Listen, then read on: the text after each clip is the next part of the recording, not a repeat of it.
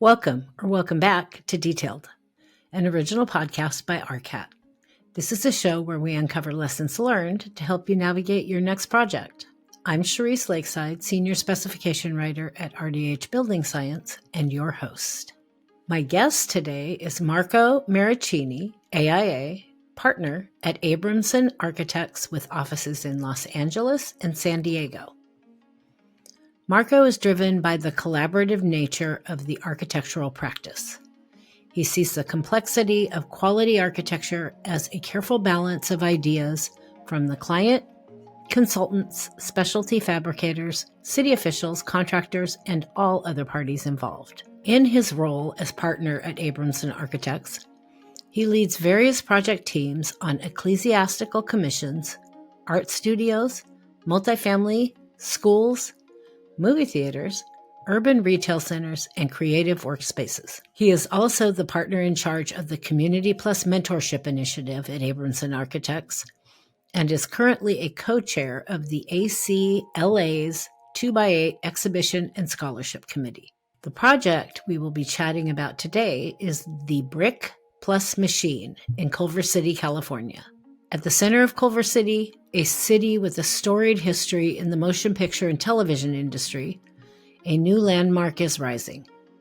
An innovative office building designed to reflect the rich legacy and vibrant growth of Culver City introduces two distinct yet interconnected environments, the brick and the machine.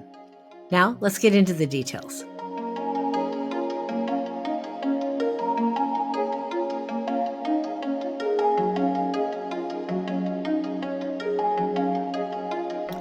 Welcome back to Detailed. My guest today is Marco Marraccini, AIA, partner at Abramson Architects with offices in Los Angeles and San Diego. The project we will be chatting about today is the Brick Plus Machine in Culver City, California, or the Brick and Machine. Marco, welcome to Detailed. Thank you for joining me today. How are you? Great. Thanks for having me. It's just an interesting day. Lots of goofiness going on. Let's get right into it. Sure. I always start every episode with an icebreaker question, just something fun or interesting based on my little bit of trolling and research that I do about you before we talk. So the question I have for you today is, I noticed that we have a shared passion for mentorship, which I believe we are sorely lacking, and even more so today than ever in our industry. What drives you to be a mentor? So, I love sharing my passion with people. And I think that is kind of the most valuable way to get young people to engage in what they want to do in life. And it may be architecture, maybe something else. So I've done mentorships throughout my career, from kindergarten all the way through grad school. There's always an opportunity to kind of talk about what you love doing with someone that's interested in listening. And that gets them excited about finding their own passion, whether it be architecture or anything else. And I think, part of that is just trying to help everyone understand that, every step of the way in your journey has value. You don't always find that passion immediately. It's not like everyone finds it when they're 17 or 18, or some people find it when they're 30 or 40, 50, that's fine. And it's just about that pursuit. That's really important. So I really kind of try to share that path and share that knowledge with my students and my daughter as well. So everyone that I encounter, it's fun and it's inspiring. And I think what happens is you look at yourself, you step back and you look at what you're doing and why it has value and to you. And you have to communicate that. And it's good because you kind of get out of the doldrums of life and and you kind of step back and look at it and evaluate it and helps you understand yourself and understand your own passion. I couldn't agree with you more. And I love that you said that, sharing your passion for somebody who wants to listen to it, because it's infectious. Right. When you really love something you're doing and you're sharing that with somebody else and watching that person light up and get excited as well. And you also give them permission to express their passion. Exactly. I find with some of the younger professionals I work with that they're sometimes afraid, like, what's the boss going to think? Or, whatever. And then, I come out all with all my crazy and get all excited about something. And they're like, wait, she's been around a long time. If it's okay for her to share that, maybe it's okay for me too. And it's a lovely thing to watch. So I love that answer. Let's talk about this project. So let's start with a little background or history on this project. Tell me about what the client was looking to do here. Sure. It was a competition, actually. So we were one of like 4 or 5 architects that were invited by a developer in Los Angeles to look at this site. It's a site in Culver City, downtown Culver City, which is a really prominent part of Los Angeles County. And they were looking to find the next step in creative office. What is creative office? And this is actually back in 2016, so pre-COVID. And so we had been doing a lot of work with creative office, whether it be kind of adaptive reuse, taking old industrial buildings, converting them to creative office spaces, a lot of interior tenant improvement projects all over the country. And a lot of my job was actually evaluating buildings and seeing how they fit kind of certain tenant typologies, and specifically creative office tenants. We had a couple that we worked with, throughout the country, and we looked at a lot of buildings, and I kind of knew what creative tenants really wanted. So a big part of our entry to the competition was really trying to say, look, this is what a creative tenant's going to want, because it's an opportunity we're building a new building from scratch. So what are the qualities of Class A office building that are positive and what are negative? What are the qualities of an adaptive reuse project that are positive and negative?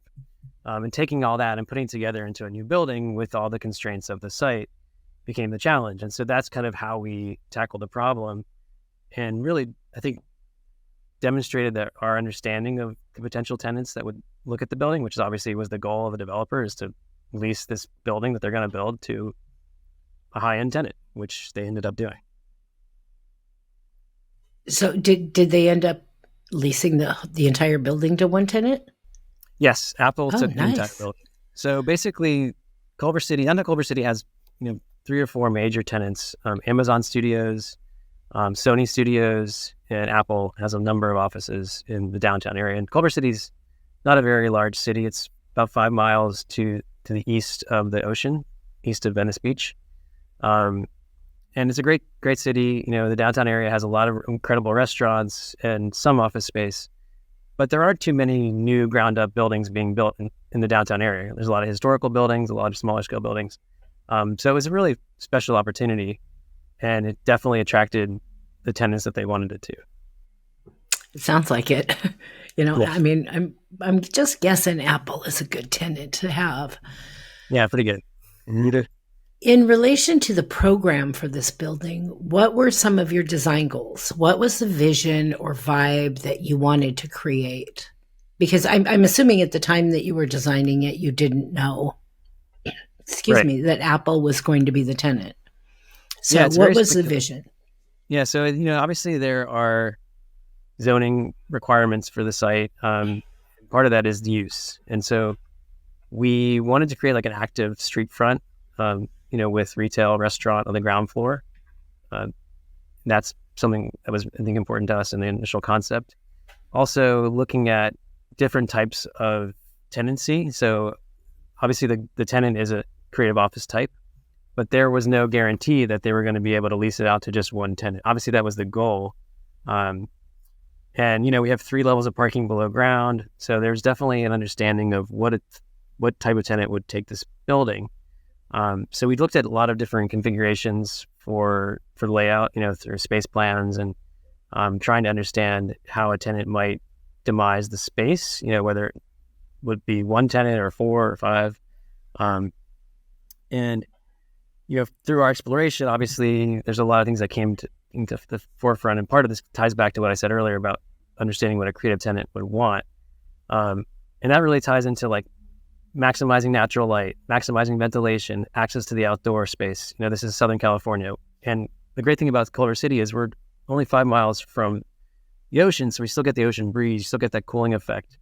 And so trying to capitalize on all of that, and making it really special for the tenant. And so we knew that if we could create a building that had some different features, because when you do a shell, it's a lot of guessing. But we know we needed a really beautiful lobby. We know we needed a nice access to the parking. We know we wanted to create a central courtyard based on the proportion of the site to bring more natural light deep into the building. We understood that we could actually capitalize on a lot of outdoor space by using a roof deck, and then creating balcony space. So you have all these different scales of gathering space, whether it be indoor or outdoor, that would be really, hospitable for this type of tenant, and really take advantage of the California climate. So you mentioned zoning. I want to talk about that for a minute. Yes. So I happen to currently be working on a project right now that falls into 2 different jurisdictions. So I totally understand how that can make a project more challenging. I really understand. It happens to be a project in California, as a matter of fact. And I joke regularly on this podcast about working in California is like working on Mars.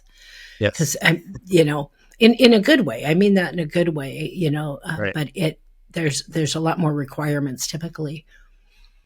This building straddles 2 different city planning zones. So tell me a little bit about that and what challenges you had as a result. And in addition to that, tell me how you made it work.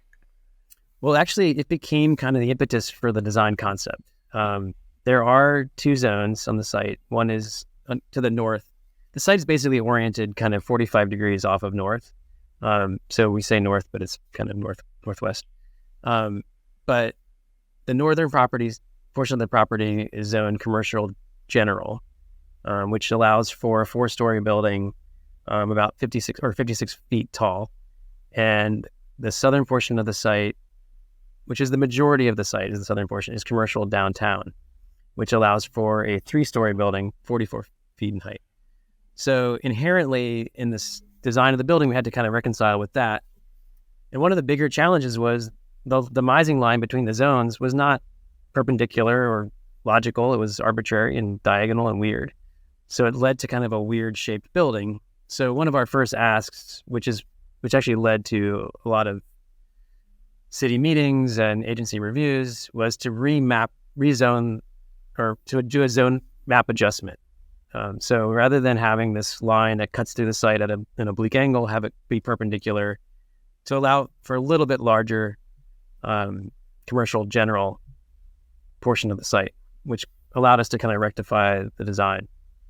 And the idea was that, look, we have a 4-story building to the north. Can we have a roof deck that opens up to that 4th floor? So put a big roof deck on top of the 3-story building and really create this incredible outdoor amenity space for the tenants that that could create different scales of gathering and plants and shaded spaces. So it really started to structure the form of the building, looking at the zoning. And so that's how we kind of came up with this building identity, like creating 2 types of identities within one site. And so that really was valuable. And I think the biggest challenge was just the amount of kind of administrative and bureaucracy that one tweak made, which we'll talk about. This ended up being, basically a 6-year project, and that's a big part of it, was getting the zoning to work in our favor. I'm not surprised based on my current experience. Yeah. In your project description, you state that this building has, and I quote, 2 strikingly distinct identities. So explain that to me. Yeah, so once we kind of had the understanding of the massing of the building based on this zoning, it became clear to us that we could create kind of 2 identities in one. So the 4-story building really is a brick veneer building. In the downtown area, there's a lot of historical brick buildings that are quite beautiful and have nice detailing. In a lot of these kind of creative office conversions, you'll see these industrial brick buildings that people will expose the brick and kind of celebrate it. So we thought, well, maybe we could create some identity to the 4-story building and create kind of a brick shell. Granted, this building is concrete structured and, it's not going to be structural brick, of course. But how do we do kind of a contemporary take on a brick facade? And so we started to look into different types of bricks. and found this manganese iron spot brick by Endicott, which is a beautiful kind of metallic extruded brick. It's colored through, so you don't have to worry about the edges and the joints. And we oriented it vertically to create like a stack bond pattern that would both allow us to kind of incorporate all of the movement joints and control joints that would be required in a 4-story building, but also allow us to kind of play with the patterning. And once we kind of said, look, this is a tile, this is not a structural brick, let's celebrate it as a tile, we started looking into different ways to articulate that tile. And one idea was to actually have 3-dimensional depth and relief within the design. And so you look at a lot of these older buildings and you see vines growing on the brick. So we took that idea and abstracted it into a 3-dimensional pattern that's an abstraction of kind of vine growth. So if you look at the images of the building, you'll see kind of this 3-dimensional relief that is not consistent. It's a very organic form. And then on the other portion of the building, which we call the machine, which is the 3-story building, and in between the two buildings is like a joint, and that joint is where the main entrance to the lobby is. We have a beautiful piece of artwork that's integrated into the glass storefront. But the machine building was intended to celebrate the activity and life of the tenants. And this, creative tenants are very, creative. They're part of the life of the building, and I want everyone to see that life from the street. And granted, the office space again is on this second and third floor of this portion of the building, and so we created this idea of these kind of movable screens, and the idea was to kind of create these decent size, like large balcony spaces, varied in width, but 5 feet deep, that would allow tenants to actually go outside, experience the outdoor space in a more private setting, and to allow them to open up this sliding glass doors to get natural ventilation. One of the challenges, though, is that this, like I said before, the building is kind of on the oblique, and this corner is exposed to the sun. It's like that quarter of the building is due south. And so you get a lot of exposure on both the street sides, the Washington Boulevard side and the Delmas Terrace side. And so the idea was to use this kind of metal screen to filter the light into the space. So you get really nice dapple light, but also to allow ventilation to occur even when you have this incredible solar heat gain. So you have these doors that can slide open, you can shut the balcony, you can shut the screens, and you get natural light and ventilation into the building at the same time. And by this idea of it being a machine, it's kind of ever changing. The users can kind of slide the doors and move them around. And as you drive by the building, it looks different every time. Like, you go by in the morning, go by in the evening, the building looks different. And so that kind of just shows this vitality and activity of the site. And those panels are perforated with the same dimensional height as the brick, but rather than having a variation in depth, they have a variation in width. So they're kind of a subtractive exercise where the brick is an additive exercise. So there's kind of this balance between the two, but they both have these identities. And then the goal is that, if it was a multi-tenant building, you could say, oh, I'm on the 4th floor of the brick building, or I'm on the 2nd floor of the machine building. So you kind of have your own little sense of place within this kind of larger complex. It shows how busy I've been lately, because I had not put together the name of the building, no matter how many times I looked at these pictures, and it's, oh, I totally get it now. The brick and the machine. Brain's not all here today. Let's get into let's get more specific about this project. So let's start with the site. And you just said something a little bit ago that triggered me a little bit with this question about constraints of the site. What did you have to work with at this site, and how did that affect the design?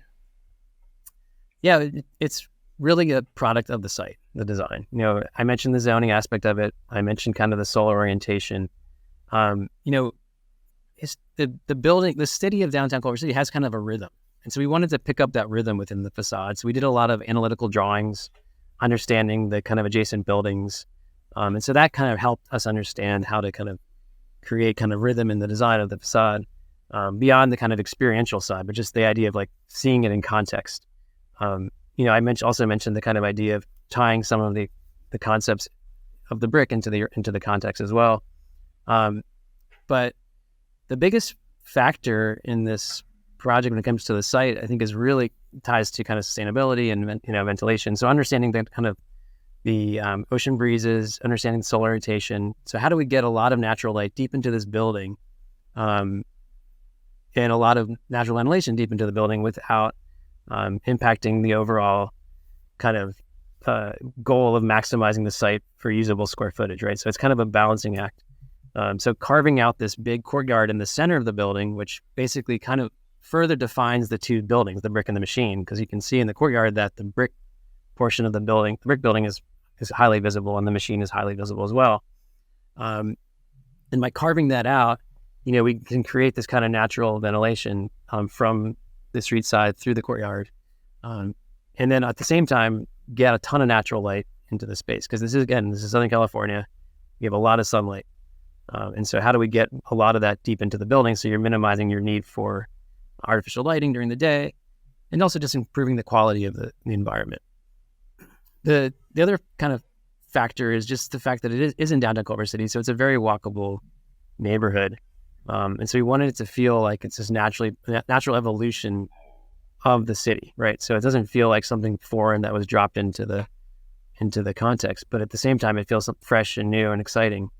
And I remember like when we took the scaffolding down, I was actually there because a lot of this work was done with stucco and brick, and so there's a lot of scaffolding that concealed the building, and it revealed the building. People walking by were in awe. Like they actually came up like, this is amazing. Like I didn't expect this at all, because I think you have your sense that it's going to be something very pedantic and simple, but even just the color of the blue that we chose is really important. I think it does really feel like a natural evolution of the city without feeling like it's something that we impose too much strong hand on.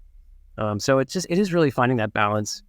And I think also another important factor is just how it's seen throughout the context of the city. So there's many vantage points, and one of the great things about the site is that it's adjacent to kind of a triangular slot of space where Washington and Culver Boulevard meet. So unlike a typical city block where you have buildings parallel to you right across the street, we have a big open space. So it increases obviously the views externally from the building out, but also the views of the building throughout the context of the city. So you're not just looking down a corridor of buildings and seeing this structure, you're looking at it from many different perspectives. So it has a kind of nice dialogue, I think, with the surrounding buildings in the neighborhood. I have to say that one of the things that really just stood out for me right away with this building is you see a lot of different people designing a building and putting it in the middle of a neighborhood or a downtown core area that has its own personality. And then you have, like you said, this thing that stands out like a sore thumb. Right. And what I love about this building is it fits so well with the buildings surrounding it, yet stands out at the same time. Right. I really think you did a fantastic job of achieving that, because it is very unique, but it doesn't look like it doesn't belong at all. Thank you. Yeah. Now, and that's the goal. That was we're trying to find the balance. I think that's exactly the goal. Well, you achieved it, because I'm looking as you're describing that, because I have your pictures open. That's why I keep looking over, by the way. I'm not like reading emails. I'm looking at the pictures of your building. Awesome. And as you're describing it, I was just really like, wow, it does. It just truly fits. Nice work. Yeah, thank you. Let's talk about that exterior building design for a minute in a little more detail. You Sure. started, describing some of that. Tell me about your exterior material choices and how you manage that thermal exposure. I mean, how do these work in managing that? So the screens are doing a lot of work, as I kind of started to allude to.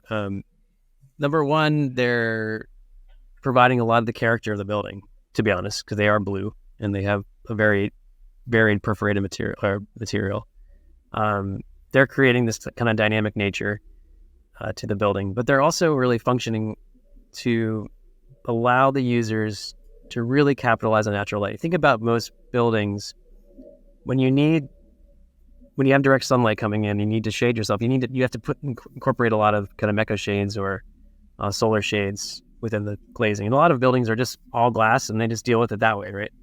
But we wanted to do something that was a little bit more engaging, I think, for the user, and to create something that would be a positive. So when you actually shut the screens, you get this really dapple effect of light. And so you're still getting light, that's usable light, but you're minimizing the heat gain, you're minimizing the glare, and you're creating kind of a nice, gentle effect, almost like you're sitting in the shade of a tree with the light coming through the tree. And so we designed these screens. We actually took a photograph of foliage, right? And then we actually used Grasshopper to extrapolate a code that would basically break down the pattern into a variety of different width perforations, which I kind of mentioned earlier.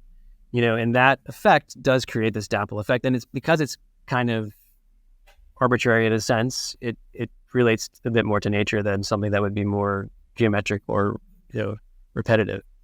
The screens themselves are a really complex product design exercise. I mean, it's a whole project within itself just to develop the screens. They're 15 feet tall.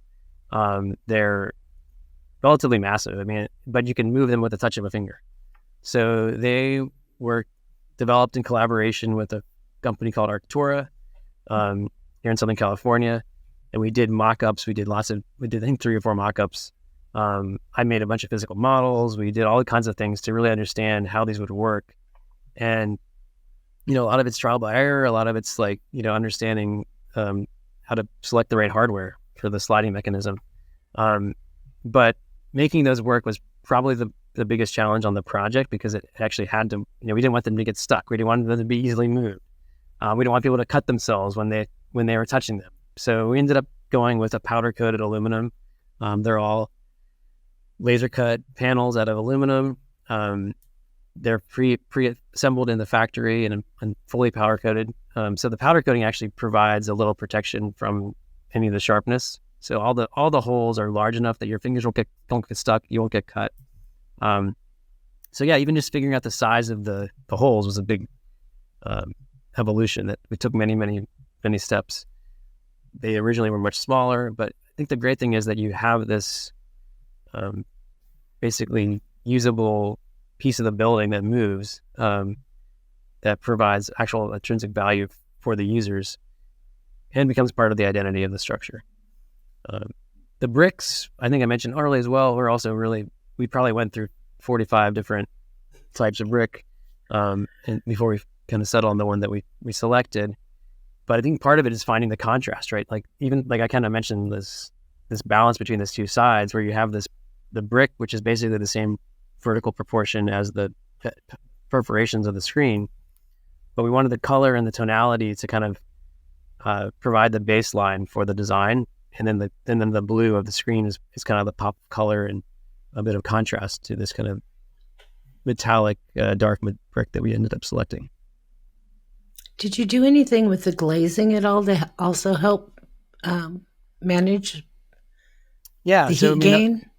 The glazing is insulated. It's got low-E coating. It's pretty much top of the line, and it is doing a lot of the work. You're right, and that's in California kind of by default. We have to do that, and we want to do that. So I think it's important. The other kind of cool thing that we did with the glazing, though, which actually ties into the artist contribution to the project. So in Culver City, they require, and when you do a building of a certain size, a contribution to the arts fund or to actually incorporate a piece of public art in the building.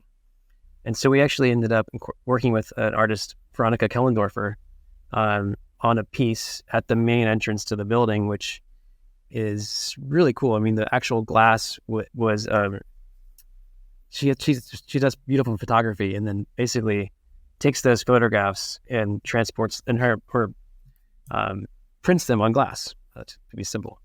And that actually creates this really beautiful 3-story tall piece of artwork at the entrance to the building that's integrated into the glass. It also provides this kind of dapple light effect because it's basically a dot matrix print. And so when the light comes through the print, it actually projects the shadow of the art into the space.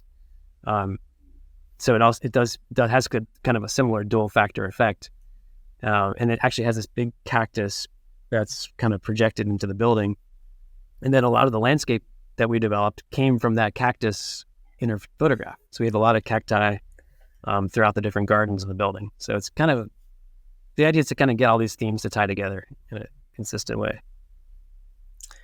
I love that. And I love the way that you let the glass do some of the heavy lifting, so that you could do that creative piece on the outside and I personally love that kind of dapple effect of light coming through the trees or through a window through trees. It's soft, it's comforting. Yeah. It's a warm environment.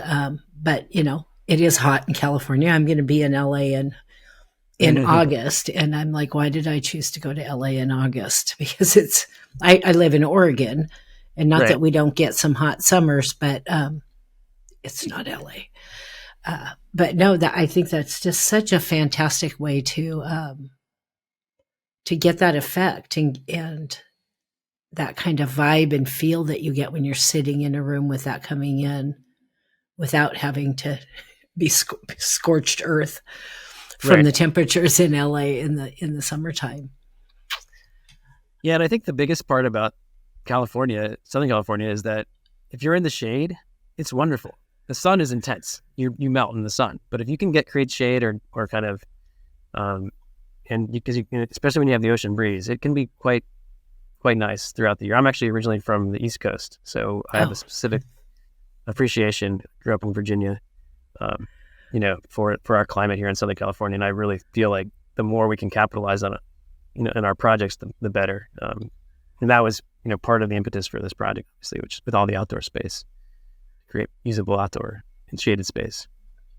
I was in Virginia once in July, and it was like 100 in DC and in Virginia, and it was like, I'll be in DC again next week at the AIA convention, but it was excruciating. It was so hot and humid. But you having that ocean breeze, coming from Oregon, obviously, we're a couple hours away from the coast, but having that to add to it has got to make it just such a comfortable place to be. It is. It really is. Yeah. I still haven't taken it for granted yet, 13 years in. So I've been here a while, but I still appreciate it. I bet you do, coming from Virginia. Definitely. One of the things that I love about California projects is how creative you all are there when it comes to designing outdoor spaces for your buildings. Right. I've done a few episodes recently on projects in California. I've just been blown away about seeing how you come up with these ways to incorporate an outdoor space into your building. And you called them unexpected outdoor experiences. Another quote. Yes. Tell me about the central courtyard and this roof deck. I love roof decks. There's nothing I hate more than sitting in a taller building and looking down at a roof deck with just a bunch of systems coming out of it. I hate it. My son's house in Boston, he's on the fifth floor, and the building next door is like 3 stories, and it is the most ugly thing to look out his window and see the roof of this building next door.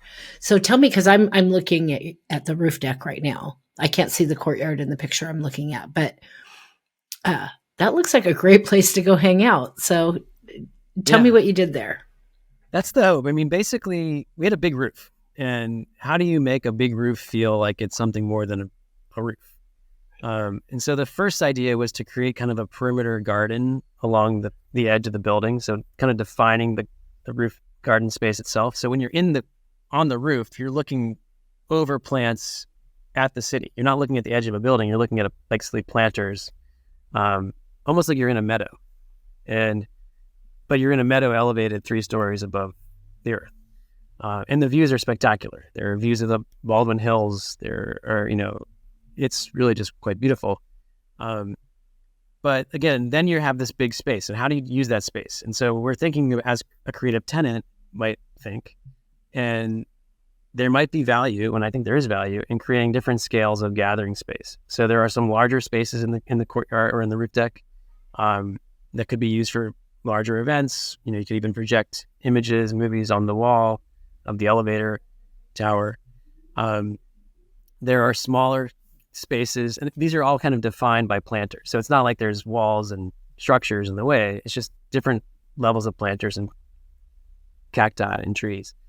And the idea is to create these kind of different zones of space. So you could have like an area utilizing it for like a foosball table, or an area that's set up for a couple of smaller gatherings with tables and chairs. And we really left that up to the tenant to define how those spaces are used. But it took this idea of like a big rooftop space and made it much more intimate, and I think more usable, because you do have the shade from the plantings. You have the kind of warmth of those edges. So you have kind of the perimeter plantings, then you have internal plantings that define these different zones. And then beyond that is this opening to the courtyard, which incorporates a 2-story staircase that allows all the users of every floor to have access to this roof deck without having to go into an elevator. One thing that you see a lot in these buildings is all the stairs are just fire stairs, and so it's really not very hospitable to use the stairs. So we wanted to create a really beautiful outdoor stair. Of course, we have those as well for safety, and they are valuable to the building. But we wanted to create a really nice kind of sculptural staircase that connected the roof deck to the 2 levels of the courtyard below, so that users could really spend a lot of time outside, and encourage people to be healthy and use the staircase. So I think that kind of connection between the roof deck and the courtyard space became really important, both sequentially as far as a spatial experience, but also just a way of kind of visually connecting the different scales of space. So describe for me the courtyard part. So the courtyard is towards the center of the building, to the north side of the roof deck. And it's basically a 2-story courtyard. At the ground level of the courtyard, which is the second floor of the building, sits kind of a larger planter with a large cacti, or a series of cacti, I guess, a large cactus and a couple of smaller pieces. There's a bench that surrounds that, so it allows for people to kind of sit in the courtyard at the lower level, and then different types of, space to put tables and chairs if needed or desired. And then kind of the level above are a series of like bridges and kind of catwalks that connect the machine building to the brick building. So you can traverse from one to the next. You can just sit out on the balcony or the bridge and look over, but at this courtyard below, or even actually to the east, there's a hole cut out of the structure that you can look kind of towards the adjacent buildings to the east. So there's a lot of opportunities for visual introspection and contemplation and conversation with the different types of seating space, and also just circulation. Like it allows people to walk outdoors. Like you don't have a lot of buildings where you can go from one, like I'm going to go to say it's one tenant building, which it is now, obviously. I'm going to walk to the cafe or the conference room, but instead of going through the building, you go through the courtyard, even if you're on the second floor. So you can take these bridges from one part of the building to the next. And it just breaks down your sense of, where you are. I think there's a real value in spending time outdoors. And if you have, even if it's just a 2-minute walk, I think it's psychologically beneficial for the users. I love how it's right in the middle of the building, so it gets kind of the walls of the courtyard is the personality of the buildings. Right. But it's also, a place, I see it as a place you can go on those days that it's really ridiculously hot. It seems Absolutely. like it would be cooler in there because it's higher sides, a little more enclosed. But I would love to have to go walk to a meeting and have to go walk outside there as opposed to go get in some elevator with a bunch of germy people. So, I know that this ended up being a little bit differently than you originally planned because you didn't know who the tenant was going to be. But let's talk about how you envisioned the potential interior design and layouts when you were designing the building. I understand you did several different space plans and concept renderings. What did you originally see was going to happen there? So my goal was, again, coming back to this idea that we had done a lot of these tenant improvement layouts for creative office, was to figure out a way to capitalize on the natural light of the space. So historically in kind of Class A office buildings, you put all the executive offices on the perimeter of the building, cubicles are in the center, and so the majority of the people don't get to experience natural light, which to me is a real travesty. Like, I really believe in the democratization of light and, and understanding that everyone can benefit from this. And so as you kind of alluded to with the courtyard location, it allows for there to be much more natural light, much more surfaces of glass and, within the space of the building. So you can actually situate the interior design in a way that it takes advantage of that. So the idea was to kind of have a core of offices in the center with, glass storefronts, so they get natural light through the space, and then have kind of a perimeter of, open seating, which is most likely, especially back then in 2016, the way a lot of these creative tenants were laying out their spaces. And the idea was to create idiosyncratic space. So by all the undulation of all these balconies we put into the building, not only was it beneficial because you're creating kind of outdoor space and opportunities for ventilation, you're also creating these kind of nooks that you could actually situate smaller gathering spaces, whether it be like a small lounge or a cafe, maybe a conference room in the corner or something, where everyone can kind of take advantage of these little naturally lit spaces. And we did a bunch of renderings and tenant improvement plans where it's like, okay, this is where we would maximize the seats, and it's just crazy amount of seats, or this is what's maybe more luxurious, because you just didn't know what kind of tenant was going to take the space. Or this is when we would demise it into 5 tenants, and we had to figure out how do we create independent entries and exit for each tenant space, which helped us understand, because it's actually important to do that when you're designing a building shell, because if it's one big space, it's easy to locate the exit stairs and elevator access point. But when you have like 5 tenants, you have to figure out to make sure that that's going to still function, and create proper exiting for each of the individual tenants. So we probably did, 20, 30 plans of the building to understand that. And then we did renderings. We actually commissioned a renderer that helped us visualize some of these ideas from our plans into 3 dimensions. And I do think that helped. That helped the tenants see the potential. I mean, obviously, they're going to do whatever they want because they know their business. But at the end of the day, I think it's important when you're doing a speculative shell project to be able to help the tenants, prospective tenants, understand how they could fit in the space and get them excited about it. We have big, tall ceilings with lots of light. That's always a good thing. Lots of outdoor space. That was easy for them to see, but it's harder for them to see how they could actually fit in this building in a positive way. I would imagine that was very valuable for them. I know I'm not an architect, and I know that just in like doing things in my own home, I have a hard time visualizing, right. Those pieces and parts. I always have to call one of my friends who's really good at that. Come over here. I have this idea, but I don't know if it's going to be ridiculous.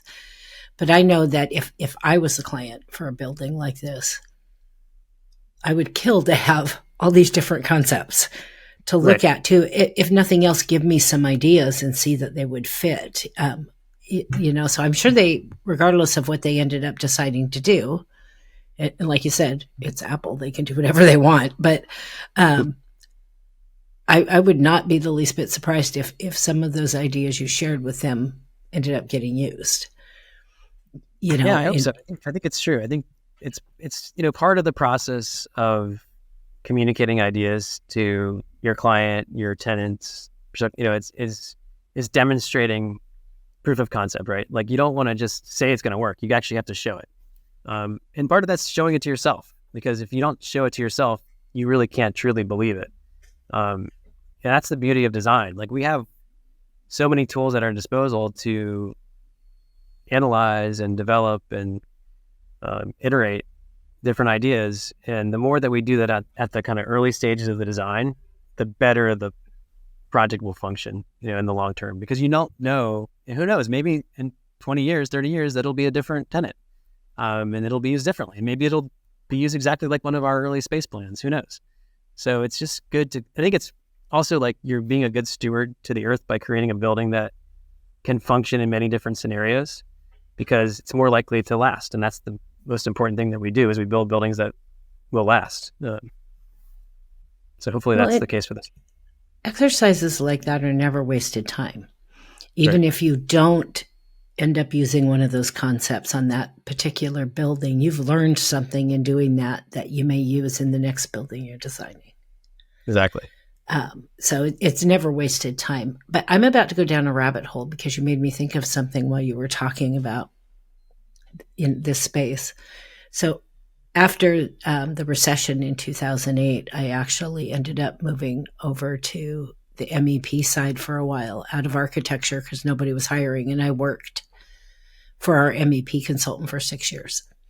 Right. And I remember one of the really challenging things being that when you're designing a building like this, where you don't know when you're designing it who's going to live in that building, right? And how they're going to use it, and what kind of creative office it's going to be. One of the big things was particularly electrical, especially as technology has advanced more and more and more. Right. I'm just out for my own curiosity, especially these days, because technology is, 20,000% different than it was when I started in this business. How do you plan for that when you don't? How do you get those services that are going to be needed, particularly electrical, right? Internet, things like that? How do you plan where that's going to go when you don't know who's going to be there and how they're going to use it? We have to make assumptions. I mean, I think actually these space plans that we developed were helpful for the electrical engineer to kind of project capacity. So you think about like some of these denser plans where you have a ton of desks, computers are our biggest source of energy usage. And, they just took those plans and said, okay, well, we expect to require this much energy to really make the building run. We did have to work with local agencies to get the power that would be needed for the building, because this is the existing site was a bank, basically a one-story bank. And so obviously there wasn't enough power provided to the site to power our larger structure. And so we had to kind of work with Southern California Edison to understand the spatial requirements of the new transformer that we had to add to the site, and the new power distribution that had to come from the street. And that actually is probably one of the hardest parts of the project, was to not only anticipate what the user was going to require, but anticipate what this Edison was going to require from a spatial perspective, because it actually impacted our whole building. And so that was something that took years basically to get their design and engineering and approval incorporated. But luckily we were able to kind of accommodate the spatial needs and demands based on our early conversations with them, and repeated efforts of communicating, iterating, because if you don't have the power to the building's not going to function. Bottom line. And so we had to really make sure that we understood what they were going to require. Were they going to approve it? Were they going to actually provide the power? Like you said, you have to prove that you're going to use it. They don't want to provide power that you're not going to use, not buy from them. So it's a real balance. And then not to mention, then there's the other issue is just distribution throughout the building. So we have shafts and connections that we kind of developed, again, through our anticipation of how the buildings would be used. Luckily, we have a lot of ceiling height, so you can run a lot of stuff in the ceilings of the building to traverse from these shafts throughout the building, depending on how the tenant would lay it out. So it all worked out pretty well. Same thing with mechanical. We have these grease kind of shafts that were created for the potential restaurants on the ground floor that had to go through the whole building to the roof. Not to mention having a roof deck where the roof deck's beautiful, so you don't want to equip it, right? Like you said. So we had to get that to the 4-story building's roof. So we had a much smaller area to work, if you think about it, than a traditional building. So yeah, it was a lot of kind of coordination. We did have kind of active BIM communication between our team and the contractor and the engineers. And so we did many meetings with our Revit model to make sure that we were able to kind of run these paths without negatively impacting the building and the space that we're creating. Because a lot of times you run into these problems during construction, and the only solution is kind of not great. So we wanted to kind of pre-solve those problems through the BIM coordination exercise. And I think most cases we were able to do that, which is actually really important. And so, because you think about it, like when the tenant comes in, they want as much flexibility as they can possibly get. So a big part of our job as the shell architect is to provide that flexibility by being efficient and thoughtful. Well, and that's great advice for any of our listeners, because oftentimes, I mean, it's hard enough to coordinate all of those building services on a project where you know exactly what's going to happen in that building. Right. But when you have to take a project like this and create something that has the flexibility to work for anybody who walks in the door or different types of tenants over the years, right, and try to also think ahead to what some future needs might be, that extra care and feeding up front saves a lot of heartache down the road, especially during construction. Absolutely. Yep. It's very important. Let's talk about construction. I love construction because all the best stories come from construction. So every project has interesting construction stories. Every project has things that come up during construction where you have to pivot or solve a problem, or I don't like to call them problem. I like to call them challenges, because every project has challenges that come up for whatever reason. Did you encounter any challenges during construction that caused you to have to problem solve? And if so, what did you do? So this project was interesting because we actually started construction at the beginning of 2020. So COVID hit. And we had just kind of got everything situated, and then we had this big shutdown. So we're just starting to, excavate. Well, the first step was tearing down the bank building that was there. And there were some discoveries in the soil that we had to be conscientious of, as far as making sure that we had all the proper people evaluating if there was any remains of Native American remains, if there was any kind of issues with actually there was like a old tank that we found in the site, stuff that had to be carefully, properly evaluated. And so we kind of started by just clearing the site, making sure that there were no issues with the site. And so once we got to that kind of, I'll call it the 0 point, COVID hit. And so now we have a shutdown of the whole city and the whole country, the whole world, as you all know.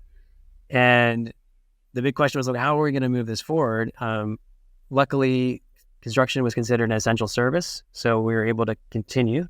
However, my job as the architect was drastically impacted. But we started construction, we started excavation, and we're digging 3 stories of earth out of this site to actually create the parking garage below ground. And that requires a haul route, like trucks to be lined up to take the soil out. And normally that would be a big challenge. So we had traffic plans, all these things that happened were in place, but the city was shut down, and so nobody even noticed. We had all these trucks lined up on the street taking soil away, and I don't think anyone even noticed. Same thing with the concrete. When we started pouring the concrete to support the retaining walls and all the shoring to create the parking garage, we had lines of concrete trucks lined up on the pouring concrete, and again, no issue. So ironically, things that we thought would be the hardest part of the project were kind of made easy by COVID. What was made difficult was just, how do we inspect the building? How do I review it when I'm not supposed to be within 6 feet of anybody? And it was very interesting. So we had a lot of, even all the inspectors weren't working, right? So they weren't actually coming to the site. So we were doing all virtual inspection with phones. If we had to make a change to the drawings, we had to actually drop it off in a bin at the city and wait a couple days for them to let the germs clear. So there was a lot of delay, So anytime we needed some feedback from the city agency, it was like pulling teeth. And so a lot of it became how do we evaluate the progress on the site in a meaningful way that actually helped the contractor, helped move them forward. So a lot of Zooms, a lot of kind of like virtual meetings.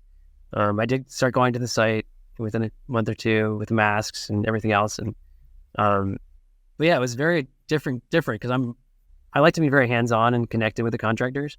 So of course we still have the same RFIs and submittal process that you normally do on a project. But the inspection process was very challenging.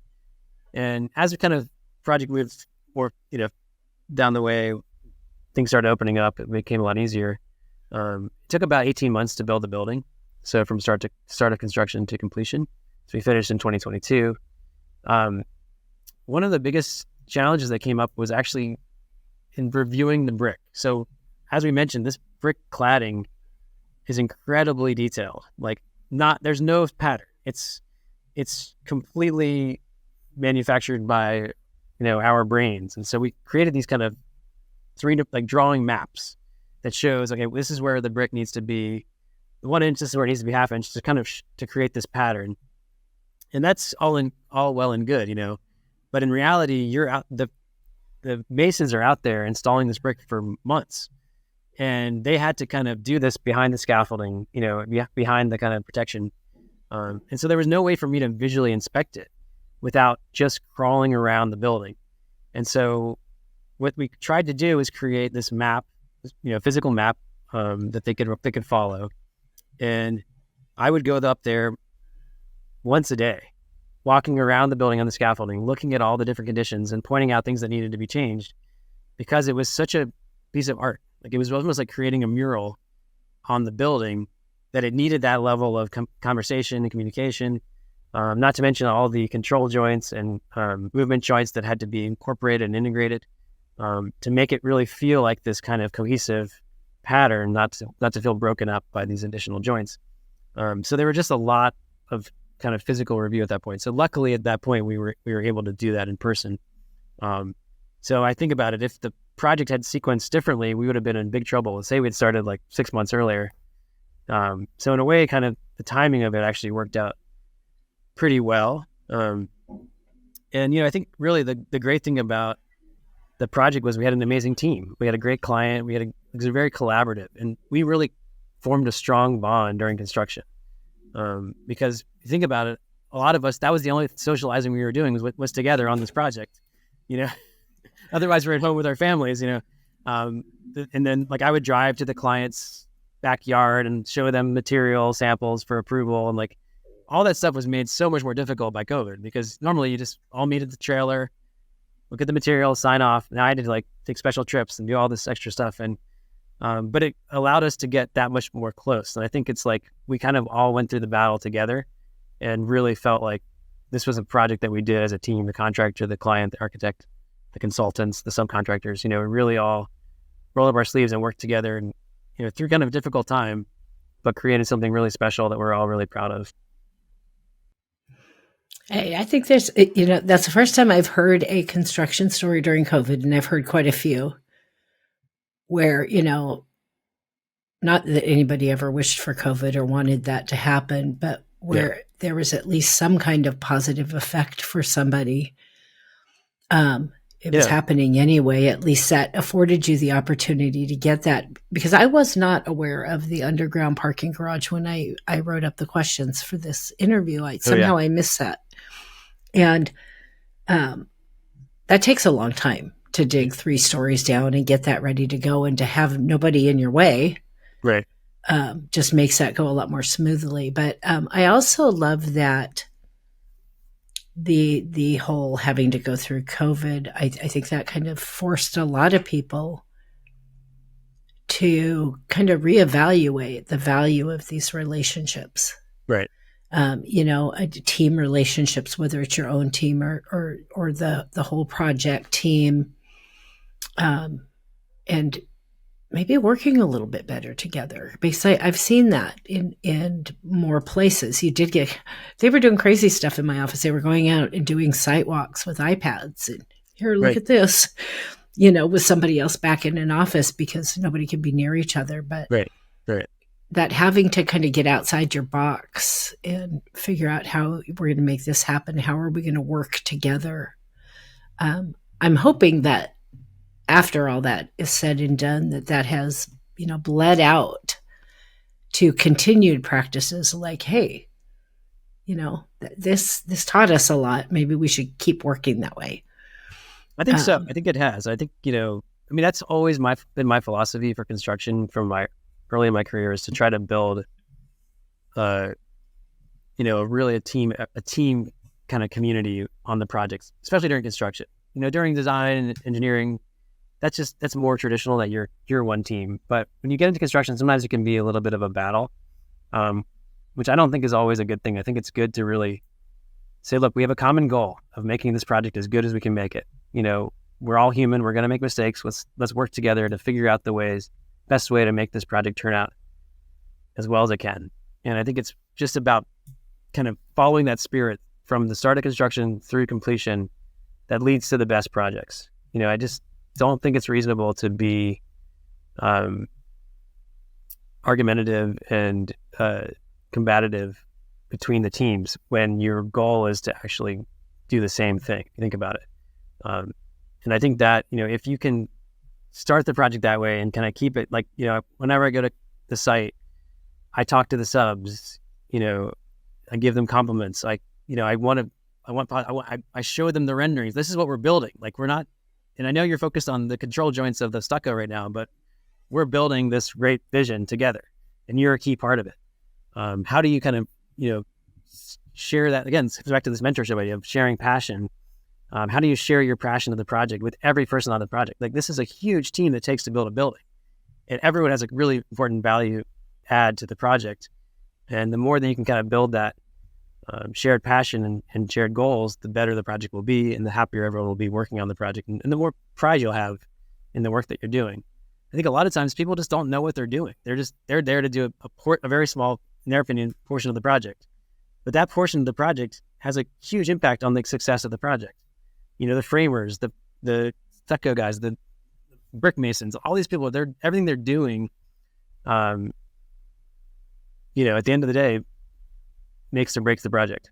So it's important. But that answer right there is why it makes the project, because you're giving these people who don't always see this from architects, you're giving these people an equal seat at the table. You're telling them you are as important as I am. Absolutely. We're doing this together. And I think that there's some dual benefit there. Not only do you get a better project and a better team and probably some new friends, mm-hmm. but you're also breaking that perception that every architect is an egotistical jerk, which there are a lot of people in the construction side of the industry that have that. I know a lot of architects who are not like that. Right. And I know some that are. But I think it's kind of one of those kind of old schools of thought. Right. Because at one time that was kind of what you saw everywhere. As architect just came and bossed everybody around, and all they cared about was whatever they had in their head and not whether that actually works. And so you're achieving two things there, where you walk out and say, hey, we're a team. And we all want this to be great, and let's make it happen, and let's be friends in the process. There's nothing wrong with that. I wish more people did that. Yeah, and in that context, when you give a criticism, right, it's not taken as negatively. It's taken as, look, you're doing an amazing job on these 5 things. This one thing could be better. Let's make that one thing as good as the other 5 things that you're doing. And that, having that perception is much more, easy to digest and easy to kind of get behind than just being like, oh, this one thing's terrible, and not mentioning the other 5 things that they're doing really well. So I think that's important. That's how I like to treat everybody that we work with, from our staff to our consultants to our contractors to our clients. Like, we all are striving for greatness, and the more that we can kind of express our appreciation and confidence in the team, the better throughout the process. Well, the first step in that is focusing on these 5 great things before you focus on the one wrong thing. Exactly. It's usually, and that's been since the beginning of time on construction projects come out and just point out everything that's wrong. Right. How often do you really go out on a job site and hear somebody walking around talking about everything that's amazing? Yeah. It's a mindset. Just a mindset change can be a game changer for everything that happens after that. Exactly. What were some of the sustainability efforts you made on this project? It's California, so there's always a sustainability story. Yeah, no, absolutely. I mean, I think it's an important part of the design. I mean, I guess I mentioned early in the orientation of the site really dictated a lot of our decisions because we have that really strong southern exposure, creating this kind of shade devices with the sliding panels that we spoke about, and, really allowing because sometimes there's a contradiction between shade and natural ventilation, right? So if you can create a balancing act where you can still maximize natural ventilation, cross ventilation. So all the sliding balconies on the south side of the building have reciprocal sliding or open or doors in the courtyard space. So you get this kind of cross ventilation through the space. And the idea is that you could potentially really reduce the kind of demand on the air conditioning load because you have these ocean breezes coming, because we are, again, like 5 miles from the beach. Culver City is that kind of last portion of Los Angeles where you really get the positive impact of the ocean breeze. And the other kind of cool thing that happens with a building like this is that since there's not much roof, if you think about it, most of our roof is planting. You have a lot less heat gain on the building, and it's absorbed by the plants. Majority of all the water that's captured by the building is filtered. Majority of it is actually filtered by the plants. So all the water that comes to that fourth story roof of the brick building finds its way through downspouts into the kind of larger perimeter planter that I spoke about, which provides that like barrier between the roof deck and the edge of the building, and provides this kind of landscape zone. The plants are designed to actually naturally filter that water before it goes back into the environment. So it's really kind of a nice ecosystem that we've built in the project. And the hope is that there's a lot less energy consumption. We also have solar panels on the roof of the 4-story building to kind of maximize that zone. That does help as well. We really think that the most sustainable building is a building that's not going to be torn down, I kind of mentioned earlier. So I think a lot of our thinking that went into the building, the analytical diagrams, space plans, we've designed a building that will last. We designed a building that fits into the context, will be, my goal is someday it gets designated as a historic building, and it's downtown Culver City. There's like 5 other buildings, so maybe like in 100 years, it's still around.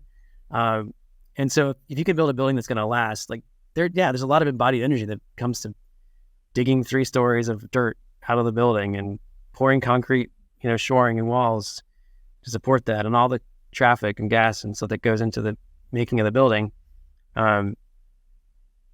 If all that is not, done on a building that's going to only last 30, 40 years, the bigger benefit we're going to have. So I think, obviously you don't know what you don't know, but we've tried to really anticipate a lot of the potential for the use of this building over time, and we think it's going to last for quite a long time. So hopefully that'll be the case. And I think, with technology, the building gets smarter and smarter as you go through control systems and, light sensors and things like that to just minimize the energy consumption, minimize the demand on the grid.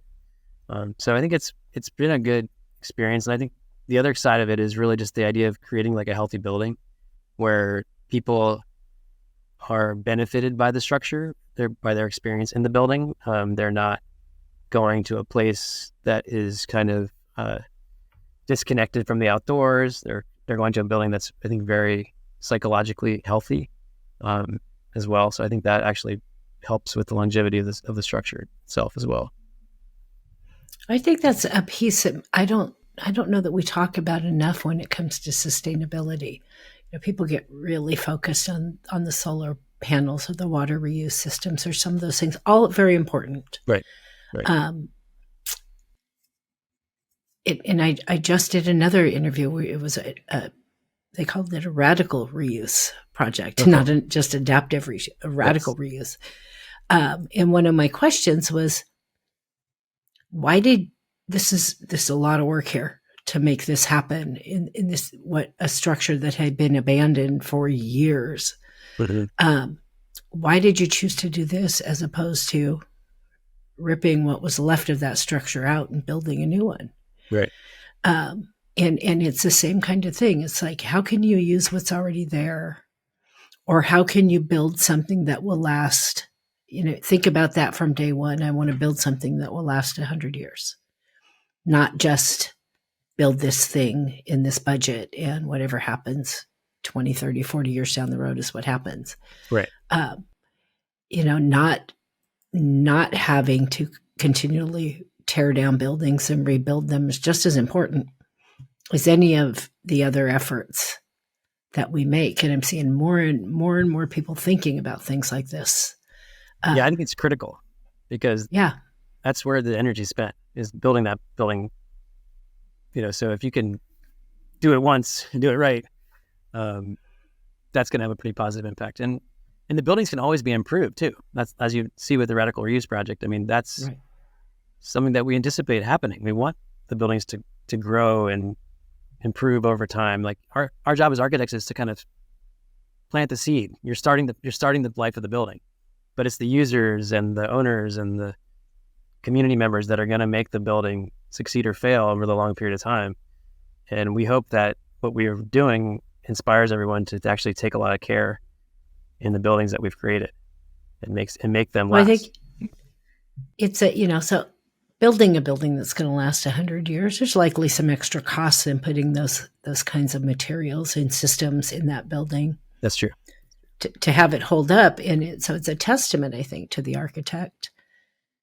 If they can have that conversation with the owner or the developer, whoever they're doing the project for, and come to a meeting of the minds on that spending a little bit more of this money now is going to save you in so many ways. Right. Down the road, and save all of us, hopefully. And I think we had a very good partnership on this project because there was a shared vision to create something that's not the norm. That was the competition brief. They didn't want a normal building. They could have hired anyone to just do a normal building. There's a reason they made it a competition. There's a reason that they pushed the envelope a little bit. And you're always kind of, balancing the idea of like profitability in the short term and kind of the long-term value of what you're creating. And I think the more that can be thought about in the early phase of a project, the better, because you're going to end up with hopefully a lot of decisions that positively impact the space, positively impact the kind of environment, and will make these decisions a little less painful because you're kind of pre-analyzing a lot of the conditions that may occur over the course of time. Well, I love that there's owners out there that see the value in that and are committed to not just building another box office building, which nobody with half a brain wants to work in anyway. Yeah, and I think cities really want that too. I mean, it's the more that you can communicate something you're creating something special, the more you'll get support from your community and from your agencies and I really truly believe that good design goes a long way. And good collaboration, because it sounds like you've got that figured out in all the different things you're working on. Yeah, collaboration. And not everybody does. I learn something from every project I do. I just think if you're not learning anymore, you should probably get out of the business. Right. What was your biggest lesson learned from this particular project that will make you a better architect on the next project? Well, I think it's definitely patience, because as I mentioned, we started in 2016, and there were some, because we were doing a building of a certain size, more than 50,000 square feet, we had certain hurdles to get through with the city of Culver City, obviously environmental agencies and such as that needed to review the project. But by doing this kind of zoning map adjustment that triggered us to go to city council. So we probably had, I think, 3 or 4 hearings, plus many, many community presentations for the project over the course of about 2 years to kind of get the entitlement for what we wanted to build. And that is not unusual, especially in California, as I'm sure you know. But for me, it was kind of new. Like, I hadn't done a lot of that before. And sometimes when you're working on a project, you feel like the sky is falling. Like, this is never going to happen. Like, I think I mentioned Southern California Edison. Like, we're never going to get them to tell us what they want. How are we going to know how to build the building? You just got to take a deep breath and say, look, this is a long process. You know, people will get through it. We're going to get through it. You know, I think the more time you spend talking to the different agencies, you know, the more that you build a consensus, the more that you can get different people with different expertise looking at the project for you and on your behalf, the better, because you'll have the ammunition to kind of really present a really cohesive package. Like, this is a solution to how to build at this site. Like, we need to present that in a way that this is going to benefit, you know, both the developer and the city and the environment in a positive way. And so, like, the more that you can kind of take a deep breath, step back, have faith in the process, the better, because it does happen. It does get through eventually, even when it seems insurmountable. You know, construction was relatively smooth. I mean, obviously there were a lot of issues with supply chain. This was during COVID again. I mentioned this before, where we had to make changes on the fly. Oh my God, this thing's never going to make it here. I got to make changes to the products or changes to the mechanical systems. But look, we're all intelligent people working on the project with experience. We're good problem solvers. You know, that is the goal, is that our job is a problem solver. And, you know, if you can come up with creative solutions to design the initial concept of the building, you can come up with creative solutions to change building systems, or to find an alternate product, or to reach out to an agency and that's maybe not responsive. And so, like, you know, the more that you can kind of build a team that will respond to the challenges in a positive way, the more likely the project will be a success, and the less painful it will be for you during the process. But yeah, I think I definitely, you know, I'm working on another project right now that is similar timeline. And this experience really has helped benefit me on that one, because it's also requiring a lot of patience. Well, if you ever figure out the secret potion for patience, please send it up to me. Breathing. So what's coming up? Yeah, well, doing all of those, it still doesn't work. I don't know. What's coming up for Abramson Architects? What are you working on that we can look forward to hearing about in the future? Yeah, we have a lot of great projects. I mean, it's a very diverse team of that we have about 45 employees. We have an office in Los Angeles and San Diego. We specialize in office, as we spoke about here, which is pretty slow right now, to be honest. But luckily, we have a diverse portfolio of work. We do a lot of work with single family, multifamily, cultural projects like schools and synagogues and churches, retail, restaurant, healthcare is becoming one of our biggest sectors. And the group in San Diego focuses primarily on healthcare, although we're looking to grow that sector or grow other typologies down in San Diego as well. And, you know, I think we also do a lot of wellness projects as well, which is important to us.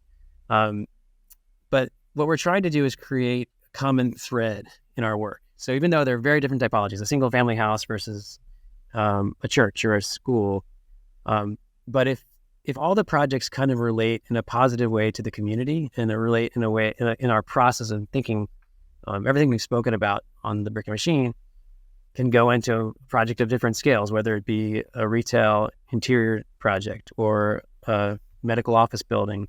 You know, understanding this process can really be beneficial to our clients and to ourselves as designers and architects.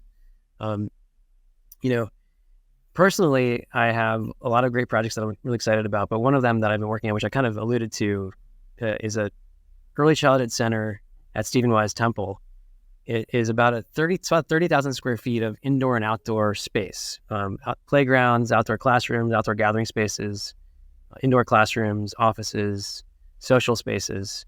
And it's really just been a spectacular project. We're about, let's say, 2/3 through construction right now. And it had a similar challenge with entitlements, had a similar challenge with delays due to COVID.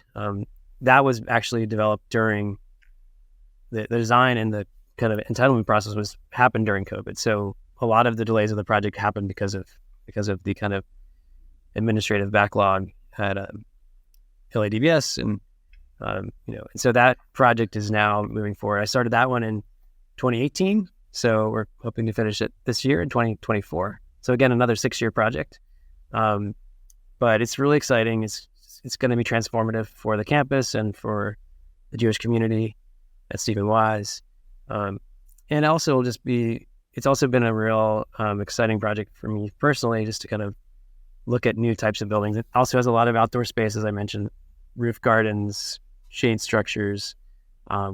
It's got great views. It's got a lot of similar DNA, even though it's totally different use, totally different type of developer. That one we're building it for the end user, so we're doing all the interiors as well. So we actually know how the spaces are going to be used, unlike Brick and Machine, where it was kind of a guess.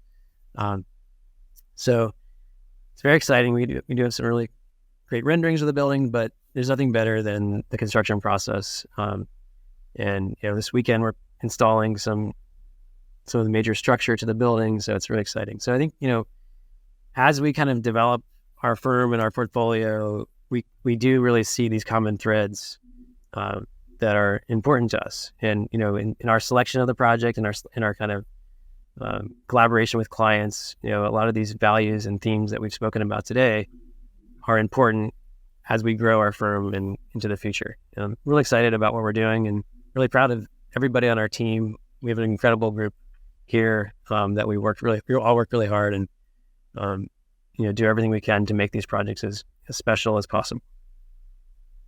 Well, you stay true to that mission, and I foresee in your future a lot of success and a lot of happy people. Thank you. I really appreciate that work for you. There's a difference between talking the talk and walking the walk. And I really do believe, I don't know, just call it, putting good mojo out in the world. When you do that, I think it comes back to you in spades. So I look forward to seeing what comes next. I close out every episode with 2 questions. This happens to everybody. One broad industry question and my closing question. So for you, because of the kind of zoning things going on with this project, and then the one you just told me about. So the question is, working with authorities having jurisdiction is obviously key to a successful project. Right. I know that projects in California tend to have even more complicated requirements than other states because, well, we have an office in California, as well as our other 9 offices. Mm-hmm. What are your best practices to successfully navigate working with AHJs? So I think the most important thing is have many conversations early and often. Like, rather than get too fully baked into an idea, come in with concepts, massing, making sure that your understanding of what's possible is the same as the agencies. And I think it's difficult to read people's minds. So you gotta just actually have the conversation, have the meetings. And the other big part of it is just having good collaborators, having good land use attorneys, land use consultants, having good environmental consultants, traffic consultants, people that can really help give you the backbone of the project when you're at those early stages. Because if you don't get all those key components right early on, it's very difficult to make the changes later. And so we like to kind of get all the pieces of the project established before we kind of embed ourselves into a design. Because if you don't have that kind of understanding, design could be negatively impacted by future changes that may occur. So it really is an iterative process. But very much what I spoke about with working with contractors, you need to have the same respect and camaraderie with your city officials if you can, and really just try to kind of get them excited about the project. I think we definitely did that with Brick and Machine. The city was on board day one. They loved the project. They wanted it to happen in their city. They wanted it to help us make it easy, as much as they could do. Obviously, it's never easy, but they really did buy into it, and I think are very proud of it. They talk about it to me whenever I go to the city, how much they love the project. So I think the more you can kind of build consensus early on and build a really strong team that helps make it easy for the city to approve your ideas.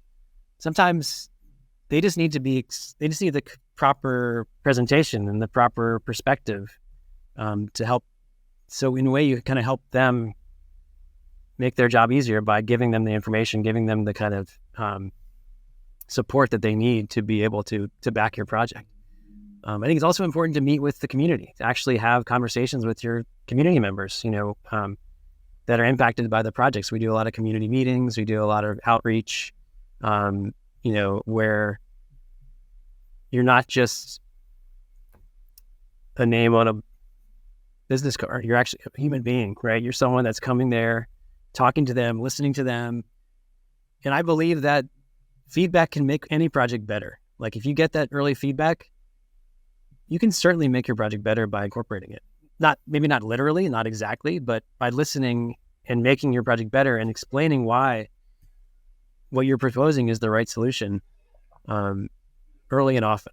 I think that can lead to success and consensus. And I think it's really just taking those baby steps and not skipping a step, and again, being patient and listening. And so I think that can really allow us to get through all these hurdles and end up with a project that actually gets built and built well.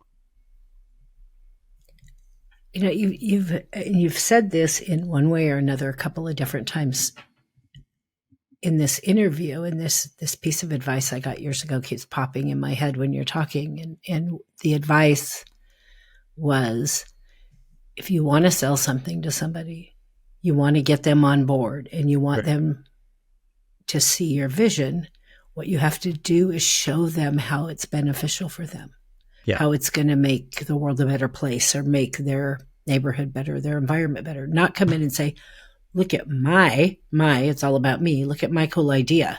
Right. Whether it's a building department or the community or anything you do in life. And you have said that multiple times now.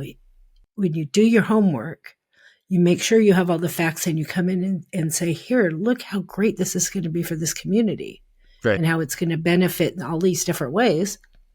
What did you get? You got everybody on board and ready to help. And I think that's a really great life lesson in anything that you do. So thank you for bringing that up, because it's been a recurring thing turning around on the little hamster wheel in my head throughout this interview. That's good advice. That's good advice. Yeah, it makes Final question. A project because you're all doing it together. Like you're building a project in a way that is beneficial to all. And I think, you want to build ownership in the work that we're doing. It's not just mine. It's not just yours. It's not just it's ours. And that I think is important to keep. Well, and sharing that passion, what does that do? It's infectious. Yep. Other people start to feel that passion. They start to see this possibility rather than just saying, I did this cool design, I want to build it. Right. And not that it's bad to do a cool design and be excited about it, but it's how you communicate that's going to be the game changer. Exactly. Final question. Everybody gets this one. Totally unrelated to your project. I hope we all hope to live a life that leaves some kind of contribution to make the world a better place. My question for you is, personal or professional, what do you hope your impact will be? I think it's more about relationships than the buildings, to be honest. The buildings are a representation of the relationships because they come out of a source of many people's hard work and passion. The idea that there's this one genius behind every project is completely false. Like it takes a village to build these projects. And I hope that my contribution is really not only kind of being a good partner in a project, but also teaching the next generation how to communicate, how to work together, how to listen. And that comes back to our first part of the conversation, which is about mentorship. And, we're not only mentoring the students, the up and coming architects, but we're mentoring our staff, we're mentoring our peers, our clients and our consultants, and in a way that is not meant to sound like I know more than you. It's not true. It's meant to sound, how do we get the most out of each other? How do we all work together in a way that is beneficial, both kind of from a project perspective, but also from a life perspective. We spend much of our time on this earth working, and you're not working by yourself, you're working with people, and you want that experience to be positive, and you want people to feel like they have your respect, they have your attention. And I think the more that you can do that on a day-to-day basis, the better. And I hope that that's my contribution, is to actually have made people feel like they have a value, they have worth, they have a place in this industry. It takes so many different talents, so many different skills that I don't have to build a building, and I think it's important to understand that, and respect all those steps. And, I think at the end of the day, we live our life with others, and it really is a community. And so how do we have a positive impact on that community, share our passions with each other, to make our days better, make our lives better, and make us more and more proud of the work that we've done collectively. And I think that is hopefully the legacy that I'll leave, in my career. I've always said, when all is said and done, it's always about the people, because none of the rest of it happens without those relationships. So I love that answer, Marco. Thank you so much. This has been an absolute pleasure. Thank you for taking time out of your busy day My pleasure. to talk to me about this project in your firm. I hope you'll come back. Absolutely. And tell me about another project down the road. You know where to find me. All you got to do is call. Sounds good. But I really do appreciate you joining me today. Thank you so much. It's been great talking to you. I really appreciate it.